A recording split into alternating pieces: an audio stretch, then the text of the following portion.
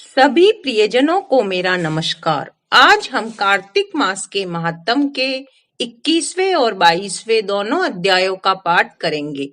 जय श्री कृष्णा, राधे राधे। सुनिए कार्तिक मास के महात्म का 21वां अध्याय। लिखने लगा हूँ श्री हरि के चरणों में शीस नवाए, कार्तिक महात्म का बने यह 21वां अध्याय। अब ब्रह्मा आदि समस्त देवता नतमस्तक होकर भगवान शिव की स्तुति करने लगे। वे बोले, हे देवादिदेव, आप प्रकृति से परे पार ब्रह्म और परमेश्वर हैं। आप निर्गुण, निर्विकार व सबके ईश्वर होकर भी नित्य अनेक प्रकार के कर्मों को करते हैं। हे प्रभु, हम ब्रह्मा आदि समस्त देवता आपके दास हैं। हे शंकर जी, हे देवेश, आप प्रसन्न होकर हमारी रक्षा कीजिए। हे शिव जी, हम आपकी प्रजा हैं तथा हम सदैव आपकी शरण में रहते हैं। नारद जी राजा पृथु से बोले, जब इस प्रकार ब्रह्मा आदि समस्त देवताओं व मुनियों ने भगवान शंकर जी की अनेक प्रकार से स्तुति करके उनके चरण कमलों का ध्यान किया, तब भगवान शिव देवताओं को वरदान देकर वहीं अंतर ध्यान हो गए। उसके बाद शिव जी का यशोगान करते हुए सभी देवता प्रसन्न होकर अपने अपने लोक को चले गए। भगवान शंकर के साथ सागर पुत्र जलंधर का युद्ध चरित्र पुण्य प्रदान करने वाला तथा समस्त पापों को नष्ट करने वाला है। यह सभी सुखदायक और शिव को भी आनंददायक है। इन दोनों आख्यानों को पढ़ने व सुनने वाला सुखों को भोगकर अंत में अमर पद को प्राप्त करता है। इस प्रकार कार्तिक मास के महात्म का 21वां अध्याय समाप्त हुआ। 22वां अध्याय। 22वें अध्याय की जब लिखने लगा हूँ बात, श्री प्रभु प्रेरणा प्राप्त कर कलम आ गई हाथ। राजा पृथु ने नारद जी से पूछा, हे देव ऋषि, कृपया आप अब मुझे यह बताइए कि वृंदा को मोहित करके विष्णु जी ने क्या किया और फिर वह कहाँ गए।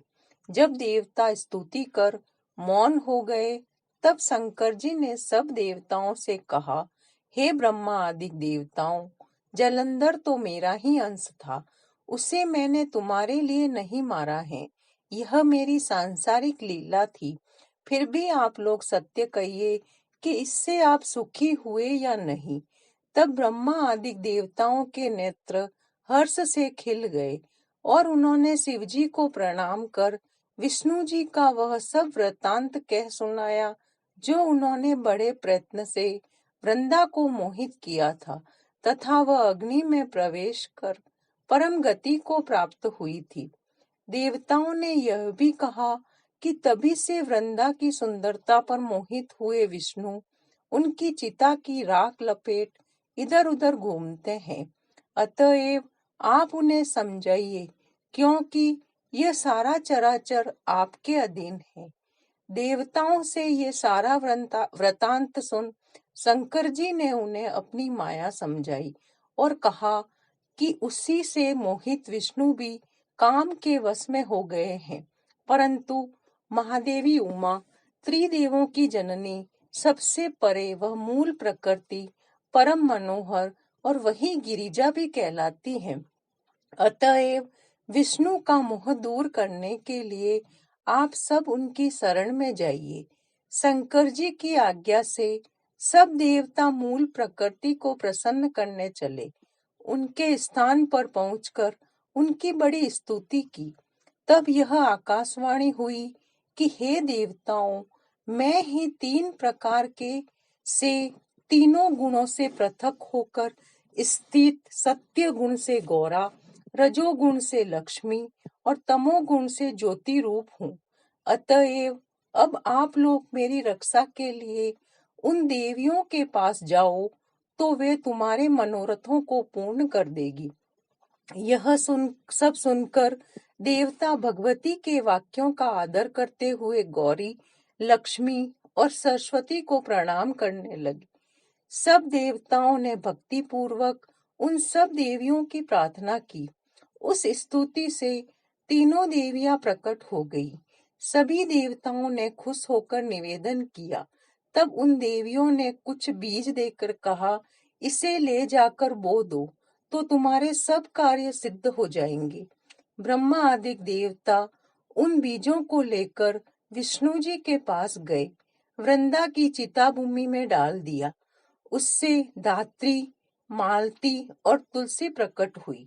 विधात्री के बीज से धात्री, लक्ष्मी के बीज से मालती और गौरी के बीज से तुलसी प्रकट हुई। विष्णु जी ने ज्यों ही उन स्त्री रूप वाली वनस्पतियों को देखा तो वे उठ बैठे। कामासक्त चित्त से मोहित हो उनसे क्षमा याचना करने लगे। धात्री और तुलसी ने उनसे प्रीति की। विष्णु जी सारा दुख भूल देवताओं से नमस्कृत हो अपने लोक वैकुंठ में चले गए। वह पहले की ही तरह सुखी होकर शंकर जी का स्मरण करने लगे। ये आख्यात शिव जी की भक्ति देने वाला है। इस प्रकार कार्तिक मास के महात्म का 22वां अध्याय समाप्त हुआ। राधे राधे।